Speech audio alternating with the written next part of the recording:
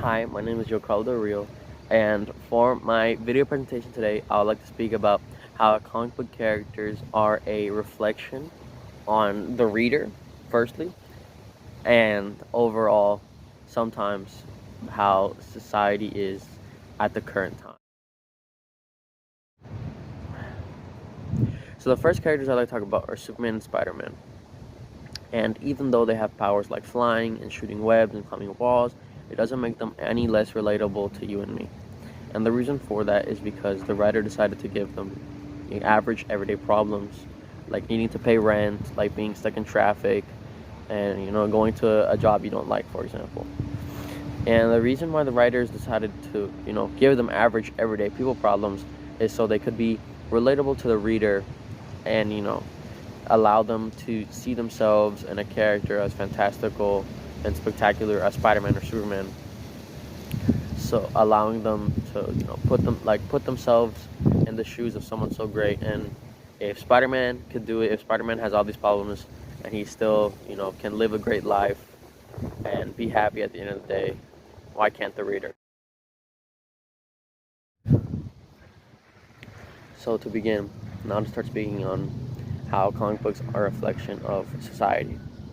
So originally, Captain America, according to the American Enterprise Institute, was written as a way for people to feel inspired and safe during World War II when we were fighting the Nazis, because Captain America wasn't originally written as a Jewish American superhero that served in World War II and fought Nazis and punched Hitler in the face and was a representation of what it means to be American at the time, and as we should keep democracy, and how Nazis are bad, and we should save Jewish people in the time of World War II.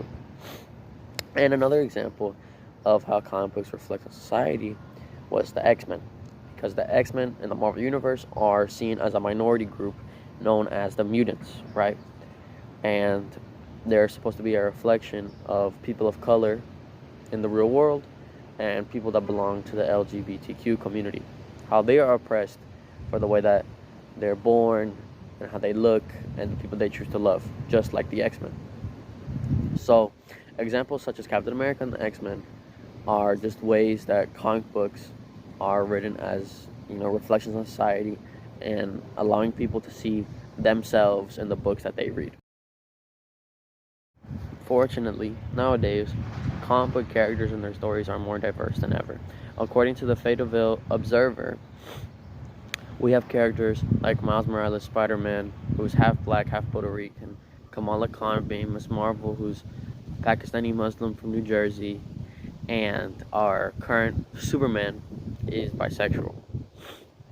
So instead of having characters be written with symbolism and adult meaning where it has to be hidden, for example like the X-Men, we can see these diverse characters right in our faces, and it doesn't have to be hidden and with symbolism or anything like that. Well, again, these stories will still have symbolism and still be written greatly.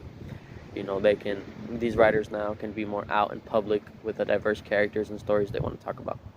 So overall, just to conclude, comic books is one of the many examples in literature that do a great job at being a reflection on society and on the reader, and can show a great deal of relatability on the reader too. Thank you.